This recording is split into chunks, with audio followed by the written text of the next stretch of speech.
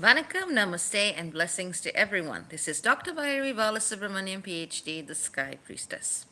So, actually, I just wanted to see what this would look like before the start of the video. It's the place where I am living at right now requires us to wear these, and I'm sure those restrictions have also come in other parts of the world, though we are supposed to wear it outside, not necessarily inside the living space. But there's been quite a lot of excitement on this front. Excitement, crises, change. I might be talking about that in a later video. But yeah, today I wanted to give you all of you a heads up on what's coming up, what's happening right now, and what's coming up. So we are officially in the start of Gemini season in terms of the sun. I mean, there are already a bunch of things in Gemini. There's already Mercury in Gemini, Venus retrograde in Gemini, Vesta in Gemini. So the sun entering Gemini is just throwing a major spotlight on all of this. So, with the sun in Gemini over the next 30 days or so, we're going to be asked to really keep doing what we've been doing. Watch our breath, watch the quality of the air, purify our spaces internally and externally. Be mindful in what we take into our consciousness and what we are putting out into the world.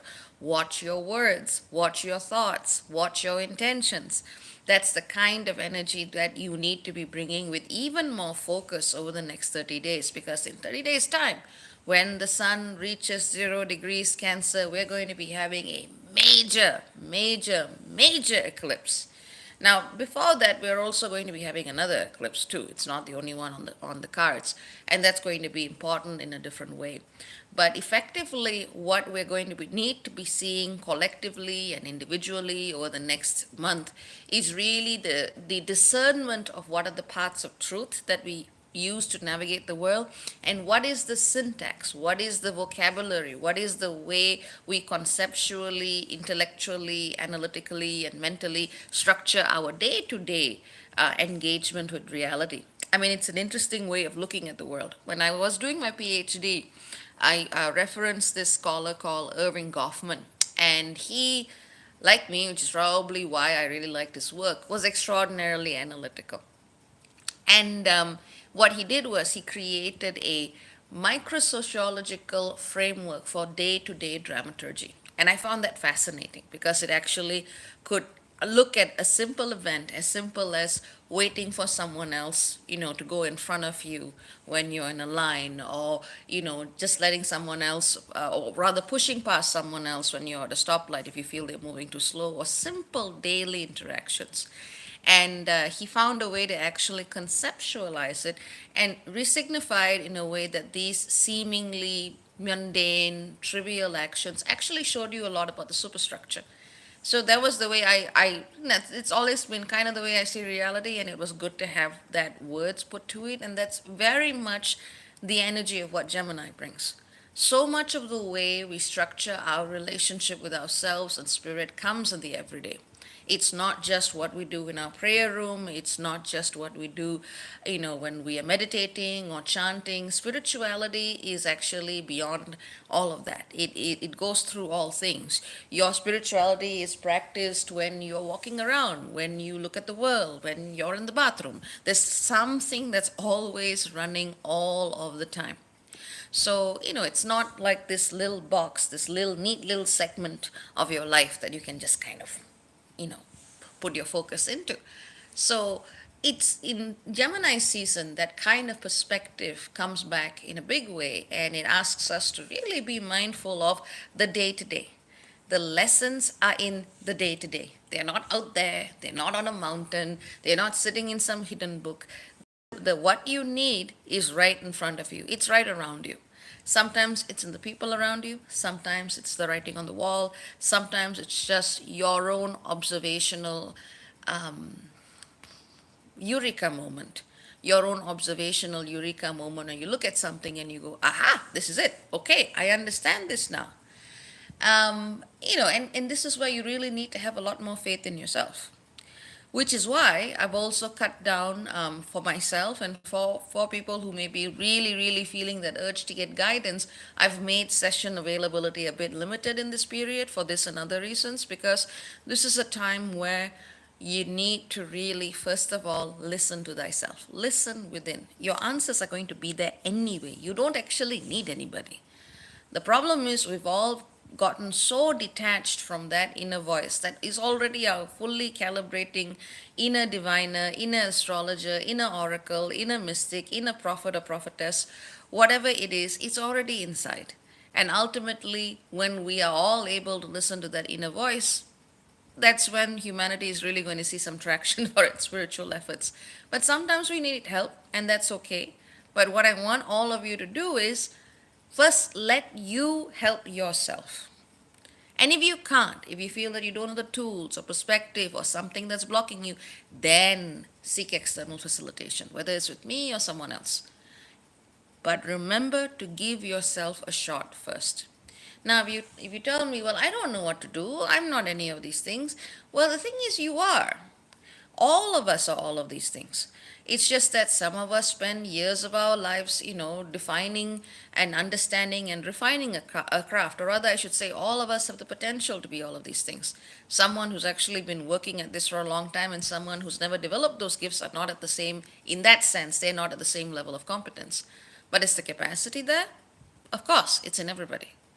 But what I would say is listen to your inner voice in a way that actually moves you back into spirit. And sometimes, even then, spirit will say, go there and look for answers. And that's okay. But to do that, the first and most important step is to look at your breath. This cannot be emphasized enough. The simple act of conscious breathing or just taking a couple of minutes and going inwards allows you to find a great level of awareness that a lot of people are making money off other people outsourcing that. You don't need to do that. Just go inside and breathe. That is enough. For most normal human situations, that is absolutely enough. And sometimes the answer is do nothing. Listen to that. And sometimes the answer is I don't know. Try to be okay with that. If you really feel like there is an internal block or something that, you know, somehow these answers are just not acceptable, then go, then go, then go. So this is the kind of energy which is all about the understanding of self that comes from a truly deep place within. And it's not an intellectual exercise. It's not an exercise that you need a certification for. It's just presence, simple presence. So, having said that, I want to also talk a little bit about key alignments and aspects. Key alignments and aspects that talk about what's already been happening. So, 20th of May, this is universal time, we saw the sun entering Gemini, where it is. We also saw Venus retrograde at 20 degrees Gemini, squaring Neptune at 20 degrees Pisces. The same energy was present around May the 5th. It'll be present again as it is now, and one more time on July the 27th. So this is a time where even at the start of Gemini season, we are asked to really look at how we navigate our spirituality through our relationships. And that's going to be a very big theme. So you're going to be seeing this theme all the way through the end of July. As you know, Venus is going through its retrograde. So you want to have some time to really look at what aspects of your relationship with spirituality are reflected in your relationship with relationships. Could be personal, could be professional. Maybe some of you are looking at things that happen in early childhood. Maybe some of you are looking at your siblings. Totally fine. But whatever that comes up, pay attention to it. Everything is a reflection of something else, but it's not an easy equivalent. I remember when I was writing about my post on boundaries, one person immediately went, oh, well, that's because it's inside you. And I'm thinking to myself, would you, and this was more of a snarky comment, and I was thinking to myself, would you actually go to someone who had been abused and say that they attracted abuse because abuse was inside them? I don't think so. Would you go to someone who's just lost their home in some kind of horrible natural event and said, no, you attracted this? You wouldn't. So people leave shitty comments on YouTube because they can. And that's just the nature of some people. But that's why I also thought this was an important thing to mention, just because when you attract, when I don't even use the word attraction, when something bad happens to you, that doesn't mean immediately that you're a bad person or that you deserve this to happen to you or that you have shitty karma. It can literally just be any one of these things or something completely different. Sometimes we sign up to have certain experiences. Sometimes it is part of our divinely mandated role to deal with certain experiences. And sometimes it's just something you're working through. So when a person uses the word reflection, I don't want you to think of it in a very negative way. Like something happens to someone, they deserved it, it was their karma, they attracted it, it was their subconscious, blah dee da dee da.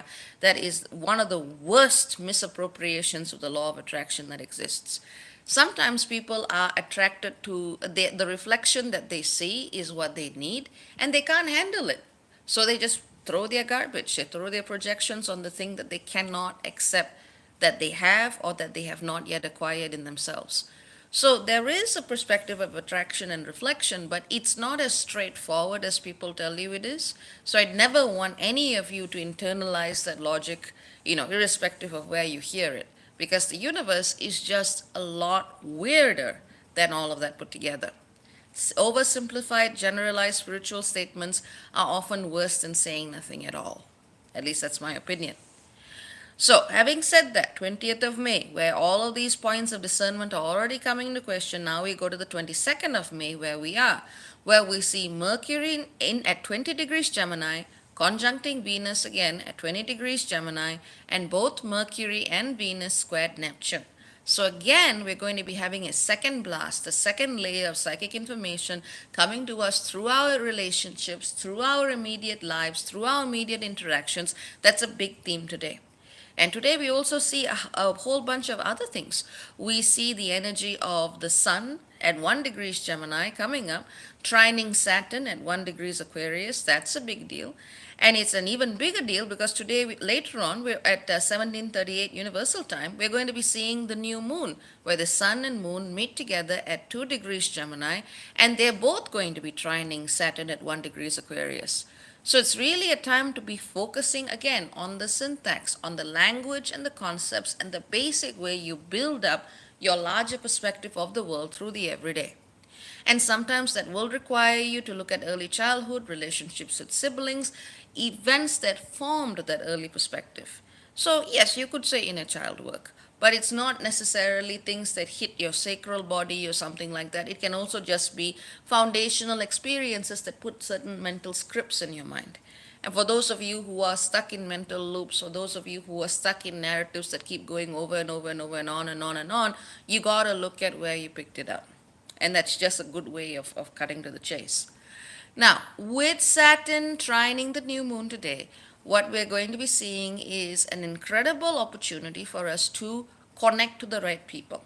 Now, because Saturn is in Aquarius and is retrograde, it's really, really important for us not to get caught up in the hype. Now, with Aquarius, everyone wants to connect. Everyone wants to use technology. Everyone wants to set up a group, go and start a commune somewhere and farm things. That's fine. But A, not everyone is going to do it. B, it is easier to hide behind a virtual avatar than actually put your face out there in the real world and go and get shit done. And C, the energy of groupthink is a real phenomenon.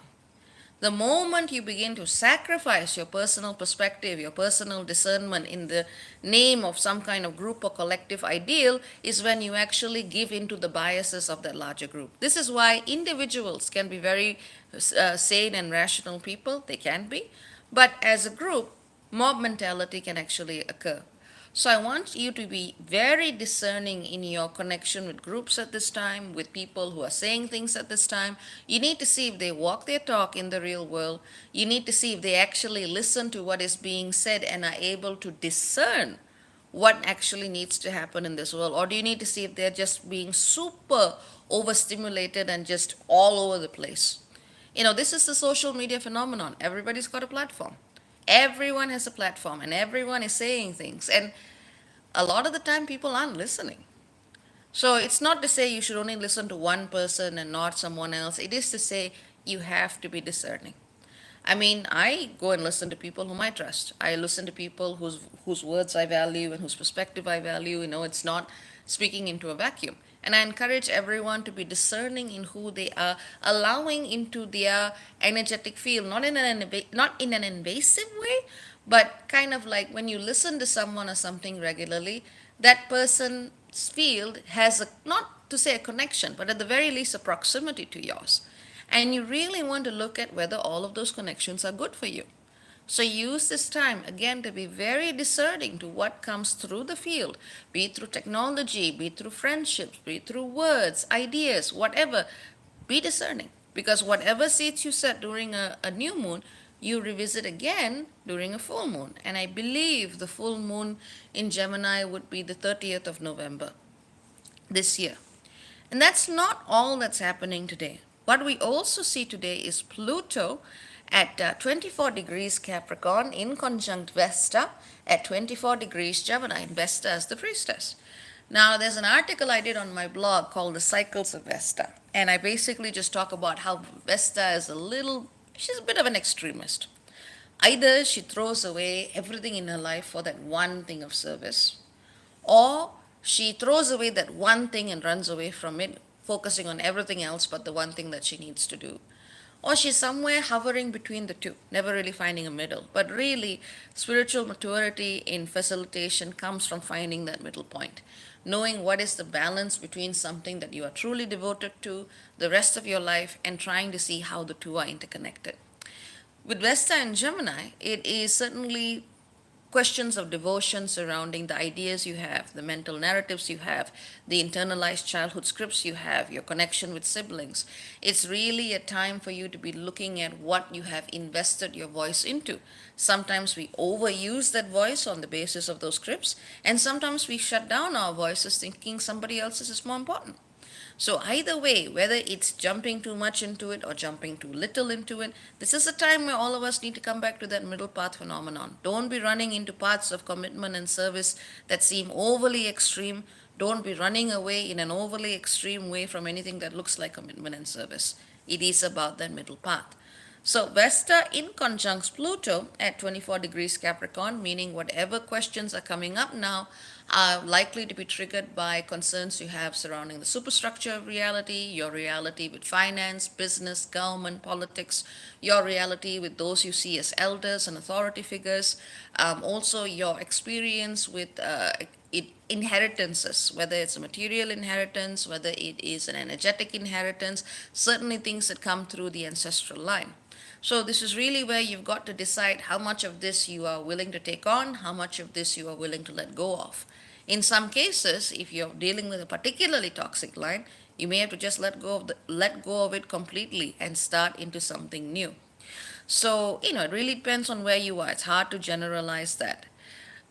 This is actually a yod or a finger of fate in the sky, because we do have a body in the sky called Ceto at 23 degrees Scorpio. Another potential yod point is at 24 degrees or close to 24 degrees Leo. So if you have anything near 24 degrees Leo or Scorpio, it becomes a yod, which activates the Pluto Vesta in conjunct and makes it into a finger of fate. And when that happens, it means that things are karmically accelerated, karmically pushed one way or another. It can be an opportunity for you to really deepen, get entrenched in a particular karmic cycle, or to cut through it and move into something else. And again, it's a very polarizing influence. Now, as everyone has Ceto at 23 degrees Scorpio, it's worth mentioning. Ceto is actually the great sea serpent. That's an archetype that features in many, many, many, many, many global mythologies. And you can see it even on the old maps that people draw of the world. And those of you who have very, very strong past lifetimes with serpent worshipping civilizations, or civilizations in which that archetype was very, very prominent, some of you would be having very powerful dreams right now. And those of you who don't know how to recognize it may feel it as a deep fear, usually a deep fear concerning water being swallowed, and so on and so forth. Now, with this coming up, it just means to say that this old aspect of our collective relationship with the serpentine archetype is coming up. And I like the way the Hebrews understand the serpent. They're like, well, some of this is really, really, really wise, and some of this is just fucked up. Don't go near it. There's always been a duality in the way they are seen. Some of it is very positive, some of it can be very helpful, and some of it is just do not go there. So then, I mean, there's always duality in the way we see things, but the serpent is one of the most powerful depictions of it. So whatever is coming up for you, just remember this is old stuff. This is old stuff from a much older era, and you have the permission to actually let it go if it no longer resonates.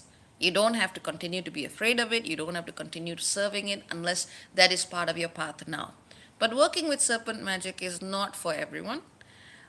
In fact, it requires an enormous amount of discipline. It requires enormous amount of emotional clarity because you have to take responsibility for every single thing you put out there because that energy is magnified.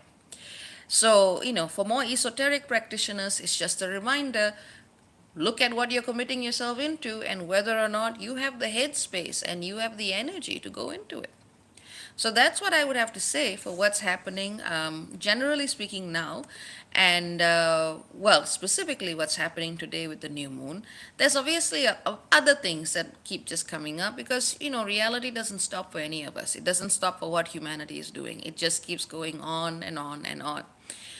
Just to give you a very quick heads up, whatever is happening now in the second week of May, or the second half of May, is a build up to what's happening in June. We've got, I would say, several major astrological events happening in the month of June, and I'll be following up with that in terms of videos and so on and so forth. But in terms of the month of June, let's just say you want to be in a place where you have done as much as you can to let go of aspects of whatever parts of your old programming, old conditioning, early childhood baggage that you may be carrying in your mental body. And the more clean you are with that, the more, or rather, the better placed you will be to make the most of what's coming up with the eclipses in June and so on and so forth. I don't want to talk too much about that now because we've got to stay in the present, which is another key facet of understanding and dealing with Gemini energy.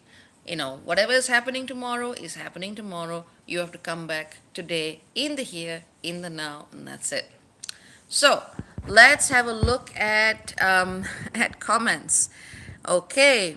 Hello and Black, hello Stardust, hello Ruby, hello Charlie, hello Pepper, hello Mad Titan, hello Tanya, hello yours truly, hello Alicia, good to see you made the live, hello Joyous Day, hello Carp Fox, hello Brandon, hello For Curiosity, hello Cicely, hello Miss Marpra, hello Gia, hello Devin, hello I Am Goddess, hello Brandon, hello Life Path. Okay, fighting, playing out old and toxic patterns and trying to figure out a new way to be. I'm trying to care for myself. Good on you. That's exactly what you need to do. Just don't push too hard. The answer's already there. And Black, stop and listen for sure. The world we live in doesn't allow. See, this is the thing, my friend. Whether or not the world allows it, you have to allow yourself to at least sit and listen for 5 minutes a day. Okay, hello Teresa. Hello Overflow. Hello 305 Capricorn. Hello Lady Shalice. Dreams have been very vivid. Gemini Moon Leo Rising, I see. Okay. All right, Lady Shalice, this is what I suggest you to do before you go to bed. Just be extremely clear with your guides. You don't want to go anywhere too weird. And be extremely clear with your spirit guides, even in waking, saying, I don't want to tap into others' energy if I'm not given permission to do so. It's less about meditations and more about literally saying out loud, this is what you're going to do and what you're not going to do. All right. Hello, Damali. Hello, Christine. Hello, Whole Soul. Hello, Meta Mindset. Okay. I don't know what that comment means, but all right. Hello, Overflow again. Hello, Me Shiva. Hello, Satan. Hello, Daphne. Hello, Paul. Hello, Yessi. Hello, Candy. Hello, Angela. Hello, Stephanie. I get hugs. Yay, hugs. Hello, Veggie Woman. Hello, Madhura. Hello, Erin. Hello, Nubian. Hello, Wendy. Yes, I'm well, thank you.